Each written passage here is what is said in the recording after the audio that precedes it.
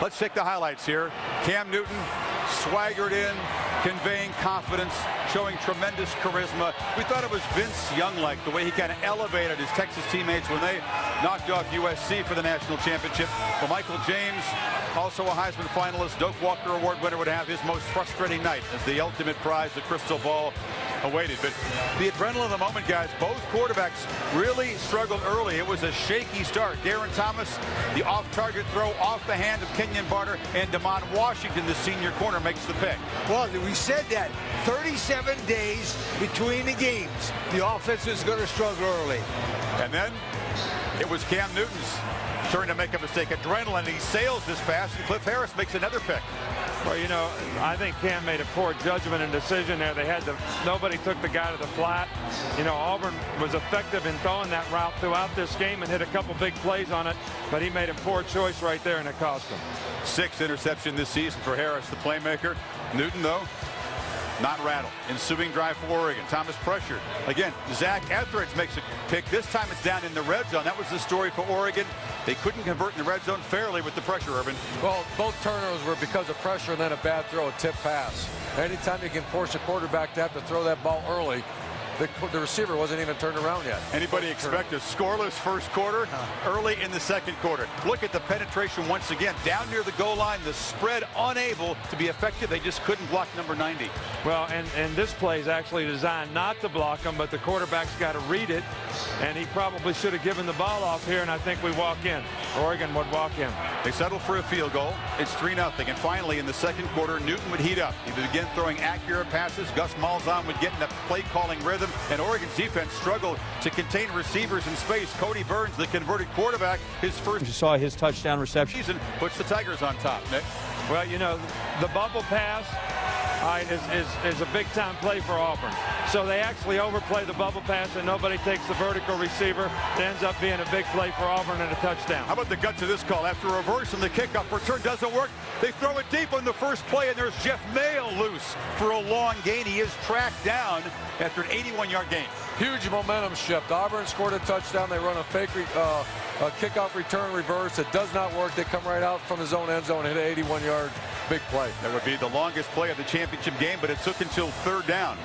3rd and 6 from the 8. Somehow they leave Michael James wide open in the backside. That was a throwback, and it was a second play. They got everybody going one way, whoop, the other way. Just the 2nd touchdown reception of the season for the man who scored 21 as a runner. Then they steal a point. Yes. It's the 2-point conversion on the option as the punter, Jackson Rice, the pitch to Rob Beard, catches the Tiger. And look at the athletic play by the kicker.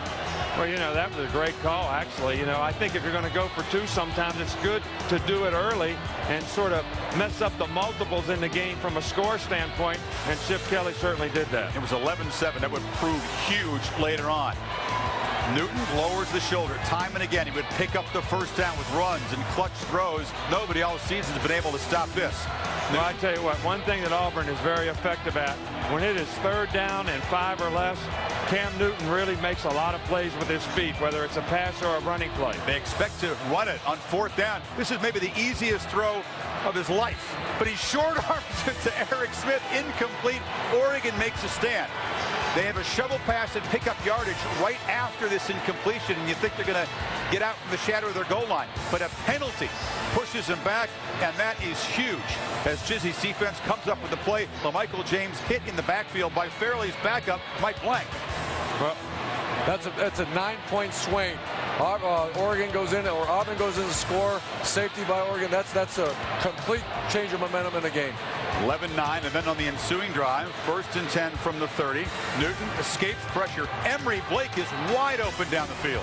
That was a swing route. He made man for man against the linebacker. It was all over. Yeah, how are you going to have 58 Kenny Rowe, a That's a linebacker. You know, this is one of Auburn's favorite plays, especially when they put the formation into the boundary. The linebackers got to run with it through there with the flat defender. They mismatched them, and they had another big play on this later in the game. No teams ever lost a BCS championship game after leading at halftime. They have been 11-0. Auburn gets the ball to start the second half. Time and again, Oregon's defense would have to come up with stops. They're going to hang in the game, but they give up the big ball here to Lutzenkirchen. That's really the same route. Same route, no pressure. Here, watch. Just a different guy. But watch Cam Newton, how much time he has as well. I mean, that offensive line's manhandling Oregon right there. There's no pressure whatsoever on the quarterback. Well, at least the backer this time tried to take him, but he couldn't match up with him. They would get to 3rd and 5, and then Cody Burns overthrown by Newton. They would settle for a field goal. It was 19-11, still a one-possession game, and Oregon's defense relieved to get a stop right there. LaMichael James picks up 5 yards after the play. Fairley whistled for a personal foul as he kind of shoves James' face in the ground. He's been doing a lot of that, but the Big Ten official right there. It cost him 15 that time. Got away with it a lot during the regular season. Darren Thomas, again, pursued by Fairley. Oregon fortunate to recover the fumble. And this is another one of those mismatches up front. You know, Nick Fairley has made so many big plays for them all year. That's another big sack. On 43, another gamble by Chip Kelly on special teams. And Rice shows the touch. They actually had him covered, but the receiver got open. First down. This is the first time I've seen Oregon play live. And some of the calls, that's aggressive ball, and it gives his kids a chance to win. Lavassier 2-8. Back after a knee injury, juggles it, pulled down at the 2-yard line. Demetrius McNeil makes a touchdown-saving tackle at the 3. Look at the focus by 2-8. Picks up 43. It's 1st and goal. Huge moment in the game. Barner stuffed for a loss. Again, the spread shows its weakness. Yes. Can't go under center, and Thomas isn't 250 like Newton is, Nick. Well, they showed the blitz there. And then on the second play, they actually showed the blitz. Oregon called the run. They got out of the blitz and still stopped them. 3rd and goal from the 5.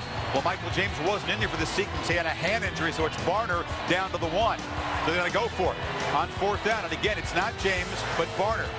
And the wide run stopped as Fairley got in there again to penetrate. Well, there's a difference between a spread and a single wing. And down there, you want to be in the single wing and let your big quarterback or your big tailback run the ball. Oregon's offense, guys, was shut out for 38 minutes span of this game. So we go to the 4th quarter. Newton scrambling. Huge play here. Ball is punched loose by Casey Matthews. A first big mistake by Newton since the 1st quarter. Oregon down 8 is in business. But you know, sometimes when a quarterback carries the ball like this, and Cam Newton does it sometimes, this is just a heads-up play by Matthews to punch it out from behind. It's a big play in the game and got the momentum back to Oregon. Ensuing possession, 3rd and 5 from the Auburn 40. Again, it's Lavassier 2-8. He's open, but Thomas could not make the critical throw right there. So it's 4th and 5.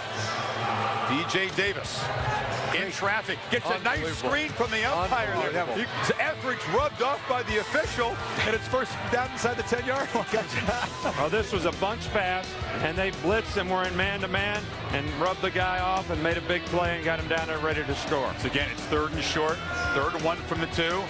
And James on the shovel pass inside, scores the touchdown. They got to trick him to get a touchdown, not run it in. That was a trick play. 2-point conversion to tie it. The final 2.5 minutes. Jeff Mail back against the grain. Leaping catch in traffic. 19 apiece. Somehow Oregon equal in this game after just hanging on. I'll tell you, 23 after watching this guy play. I stood next to him. He's not the greatest looking player, but he is a heck of a football player. He made plays all night. So what would happen in the final possession? With Cam Newton with a couple of timeouts be able to navigate in the last 2.5 minutes. Michael Dyer, the freshman, 5 yards there as the Oregon defensive line freezes. And so did Dyer until the sideline told him you never touch the ground. 37 yards later, it's a 1st down inside the 25. They reviewed it, and the call on the field stood. Well, this is really, you know, defensive players must finish the play. I know it looks like the guy's down here, but he really isn't. It's a tremendous effort, second effort by Michael Dyer. Great balance and body control to continue this run, but it is the play that put them in field goal range, and what a play. Inches from being down, but that moment of hesitation, all 22 guys in the field stopped playing. Dyer But Elliott muscled down, and this was called a touchdown. They reviewed this one, and this time the call did not stand. They ruled that his knee was down.